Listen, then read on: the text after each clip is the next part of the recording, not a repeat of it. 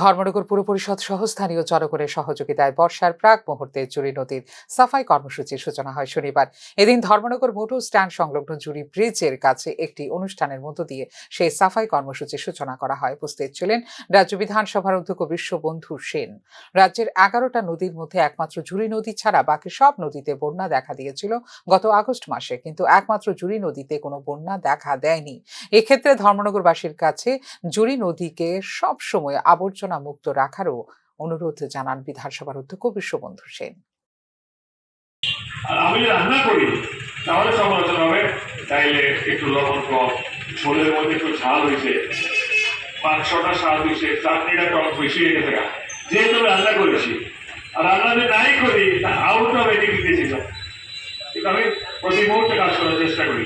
এই যেমন এই যে ব্রিজটা, এই ব্রিজটা মাননীয় মুখ্যমন্ত্রী মহোদয়কে বলার পরে টেন্ডার হলো, চিফ ইঞ্জিনিয়ার সাহেবের সঙ্গে প্রতি মুহূর্তে যোগাযোগ রাখছি।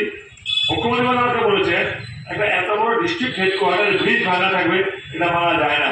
উনিও চিফ ইঞ্জিনিয়ার সাহেবকে বলেছেন